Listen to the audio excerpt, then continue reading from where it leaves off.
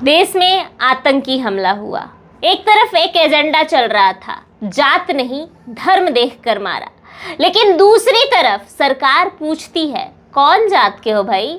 जी हाँ, देश में जातीय आधारित जनगणना को लेकर अब जो है खेल शुरू हो गया है। एक तरफ जहां विपक्षी पार्टियां जाति आधारित जनगणना को लेकर बहुत बड़ा मुद्दा बना रही थी, वहीं अब बीजेपी जाति आधारित जनगणना करवाने जा रही है। तो ऐसे में बिहार की राजनीति में जाति आधारित जनगणना को लेकर क्या प्रभाव पड़ेगा, जनता क्या सोचती है और जनता को इससे क्या नफा और नुकसान होगा, इसी पर चर्चा करने के लिए आज हमारे साथ आशुतोष सर जी जुड़े हुए हैं। अपने इतिहास को देखते हैं तो अंबेडकर ने, नेहरू ने, इन सारे लोगों ने जाति आधारित जनगणना का विरोध किया था और अंग्रेजों ने भी जब जाति आधारित जनगणना करवाई थी तो डाटा को सामने नहीं रखा था, उसे अपने पास ही रखा था, जाहिर नहीं किया था। तो जब नेहरू, अंबेडकर, मौलाना आज़ाद जैसे लोग जाति आधारित जनगणना के खिलाफ थे, तो आज देश में जाति आधारित जनगणना क्यों करवानी पड़ रही है?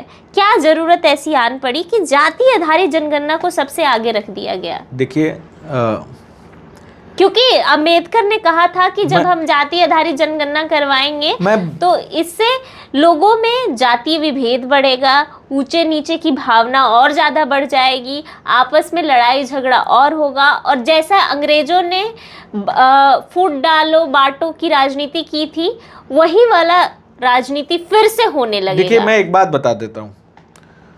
एक बात जानना देश के और बिहार के लोगों को काफ़ी ज़रूरी है कि जो कॉन्सेप्ट 70 साल पहले सही था वो जरूरी नहीं है कि 70 साल बाद भी सही हो। 70 साल पहले देश की आबादी कितनी थी?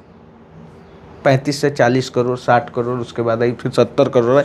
आज के डेट में 144 करोड़ से ज़्यादा आबादी हो चुकी है। इस परिस्थिति में अगर जातिगत जनगणना नहीं कराई जाएगी तो वो जाति जो सबसे पिछड़ी पायदान पे है, जिसकी संख्या सबसे कम है, कैसे वो डेटा आएगा कि उस जाति की जनसंख्या कितनी है?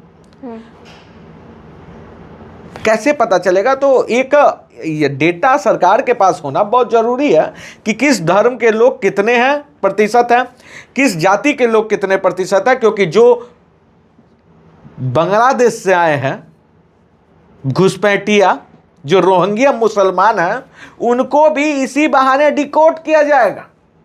पाकिस्तानी अवैध तरीके से जो रह रहे हैं, जो मुस्लिम आए हैं बाहर से, वो भी तो भैया उसको में पता चलेगा ना कि कितने रोहिंग्या हैं इस देश में, कितने बांग्लादेश से आए पाकिस्तानी हैं।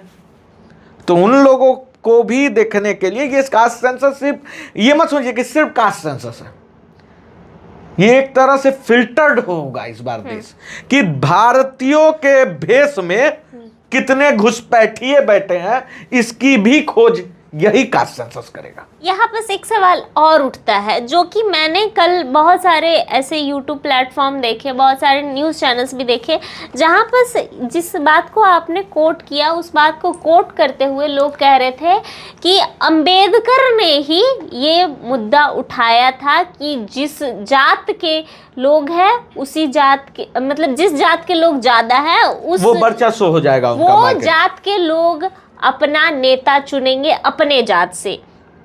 अब देखिए, मैं बता देता हूं अंबेडकर साहब ने उस समय क्यों कहा था। उस समय देश की परिस्थितियां अलग थी। अभिलाषा, मैं बता दूं आपको, आज देश की परिस्थितियां अलग है।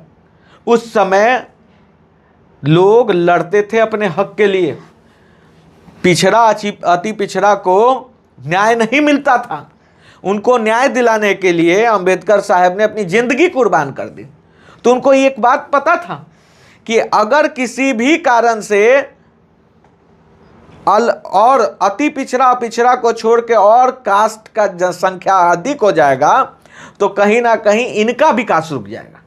इसलिए उस समय जातिगत जनगणना कराने के पक्ष में ना सरकार थी, ना अंग्रेज थे, और ना कोई था। अंग्रेज कराए भी थे तो उसको रोक लिए। लेकिन आज के डेट में देखिए, आज के डेट में अगर आप आप कैबिनेट, किसी भी कैबिनेट में देख लीजिए, या फिर आप बिहार में भी देख लीजिए, मंत्रिमंडल विस्तार में देख लीजिए, मंत्रियों की संख्या देख लीजिए, सभी जाति से। एक भी जाति ऐसा नहीं है जिससे मंत्री ना हो। आप चल जाइए सेंट्रल में देख लीजिए। तो आज के डेट में चीजें बदली है, ग्राउंड पे वो सारी चीजें बदली है जो आजादी के समय वैसी नहीं थी। परिस्थितियां बदली हैं, मौसम बदले हैं, फिजाएं बदले हैं। तो अब जो ये चीज है, मुझे लगता है कास्ट सेंसस इज नेसेसरी, और कास्ट सेंसस बिहार ही में ही नहीं पूरे देश में होना चाहिए, जिससे कि पता चले। लेकिन कास्ट सेंसस के साथ मेरा मानना है कि आर्थिक, इकोनॉमिकली सेंसस भी बहुत जरूरी है। इस देश में बहुत ऐसे लोग हैं जो भूखे सोते हैं, उनका डेटा कहां से लाइएगा? बहुत ऐसे लोग हैं जो भूमिहीन है, उनकी आसियाने कब बनेंगे? बहुत ऐसे लोग हैं जिनके पास जमीन है, घर नहीं है, उनका डेटा कैसे आएगा? बहुत ऐसे लोग हैं, ऐसे लोग हैं जो बिलो प्रॉपर्टी लेवल से भी नीचे हैं। बहुत ऐसे भी हैं जिनके पास प्रॉपर्टी है लेकिन वो बीपीएल में, उनका डेटा कहां से आएगा? तो कास्ट सेंसस के साथ साथ इकोनॉमिकली सेंसस भी, इकोनॉमिक सेंसस भी तो जरूरी है, नेसेसरी है, मैंडेटरी है, होना चाहिए। जैसा कि आपने कहा सर, लेकिन बिहार के विपक्षियों से भी तो एक बड़ा मुद्दा उनसे छीन लिया गया है। तो अब बिहार की राजनीति में, क्योंकि महज 5-6 महीने में चुनाव है, तो ऐसे में विपक्षियों के पास क्या मुद्दे रहेंगे और भाजपा को इससे कितना नफा नुकसान होगा, वो भी थोड़ा बताइए। देखिए, आंकड़ों पे मैं बात करता हूं, हमेशा मैं डेटा पे बात करता हूं। आपको बता दें कि हिंदू जो बिहार में है मौजूदा, पिछले सेंसस की बात कर रहे हैं, उसके हिसाब से कितने हैं? 81.99%। मुसलमान 17.7%, ईसाई 0.57% है, वहीं बौद्धिज्म 0.85% है, जैन 0.09% है, अन्य और सब जो है वो 0.127% है। जानिए कि कोई धर्म को नहीं मानने वाले की संख्या भी इस बिहार में है 0.0016%। ये आंकड़ा मैं बता रहा हूं, और ये मैं नेताओं की तरफ फॉल्स आंकड़ा नहीं बता रहा हूं। हमारे पास डेटा है और स्क्रीन पे आप देख सकते हैं। लेकिन सवाल ये है कि बिहार में आपने बहुत बोला कि ये तो जातिगत जनगणना कराने का मुद्दा विपक्ष से छीन गया, सरकार से भी क्लोज हो गया कहा जाए तो। लेकिन अब देखिए, विपक्ष के पास है मुद्दा, जातिगत जनगणना कैसे करवा रही है सरकार। उसके बाद जब डेटा निकलेगा उसमें भी विपक्ष ओढ़ा डालेगी कि गलत डेटा है, सही डेटा है कि नहीं है। अब देखिए, तीसरी बात, बिहार में विपक्ष के पास मुद्दे ही मुद्दे हैं। वो अलग बात है कि विपक्ष बहरी और गूंगी है। बिहार में मुद्दा बहुत सारा है। बिहार में बेरोजगारी मुद्दा है, पलायन मुद्दा है, शिक्षा मुद्दा है, स्वास्थ्य मुद्दा है, लोगों का लिविंग स्टैंडर्ड मुद्दा है। बिहार में 7% 0.7% हर डिस्ट्रिक्ट में लोग भूखे सोते हैं, वो मुद्दा है। मुद्दे की कमी नहीं है, कमी है राजनीतिक महत्वाकांक्षाओं की। जब तक इस बिहार के लीडरों में राजनीतिक महत्वाकांक्षाएं नहीं आएगी, मैं कहता सात्विक राजनीतिक महत्वाकांक्षा जो सार्थक हो बिहार के विकास के में, वो महत्वाकांक्षा जब तक नहीं आएगी तब तक बिहार का उदय नहीं हो सकता, बिहार का भला नहीं हो सकता, बिहार प्रगति की ओर नहीं बढ़ सकता। आपने महत्वाकांक्षा की बात की तो मेरे मन में एक सवाल आ रहा था कि बीजेपी हमेशा से जातीय आधारित जनगणना को लेकर विरोध करती रही है, लेकिन अब उसने पहलगाम में आतंकी हमला होता है, फिर वो बिहार की धरती पर आते हैं और कहते हैं कि हम बदला लेंगे। नरेंद्र मोदी जैसा कि हमला होने के दूसरे दिन आते हैं बिहार और कहते हैं कि हम बदला लेंगे।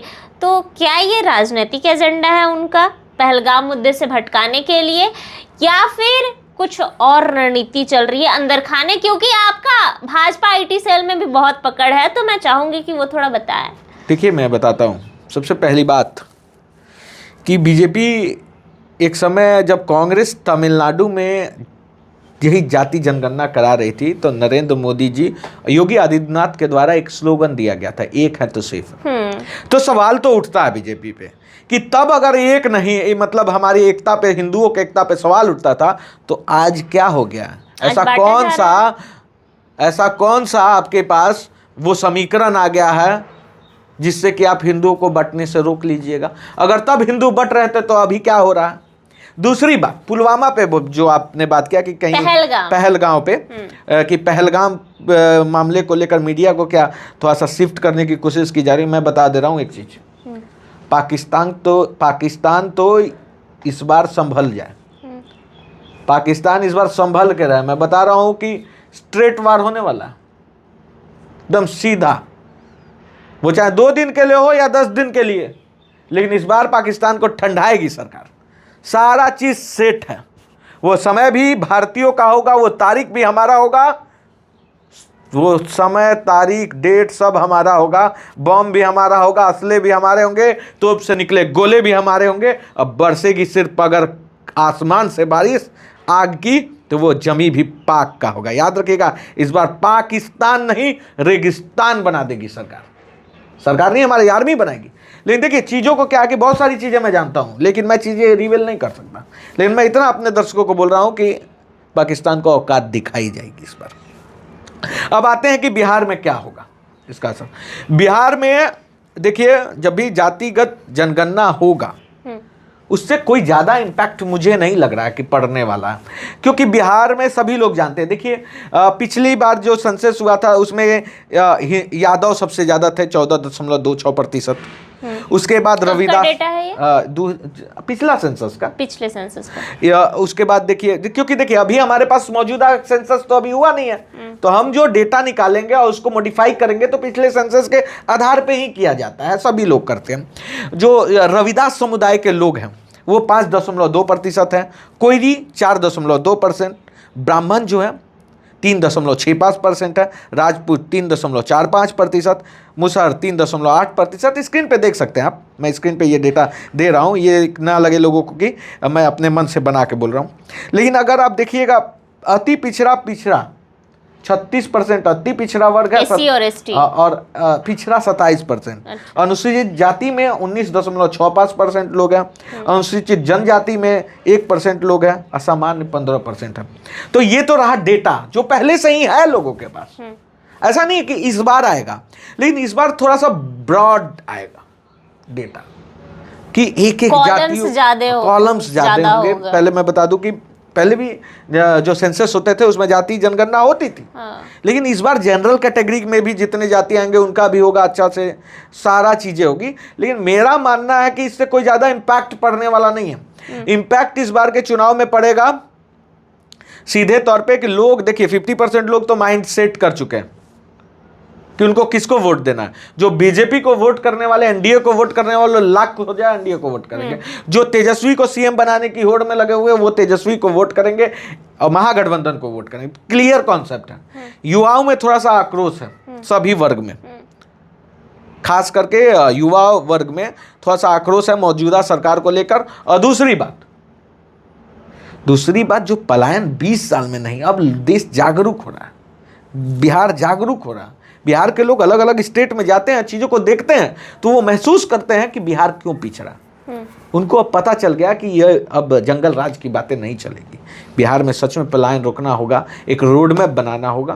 तो इस पे जो बात करेगा 10% ऐसे वोटर हैं जो इसी पे जाएंगे। जातिगत जनगणना सेंसस पे इस बार कुछ होने वाला नहीं है। जाति की राजनीति बिहार में होती थी, होती है और होती रहेगी मौजूदा 2 दशक, अगले 2 दशक तक।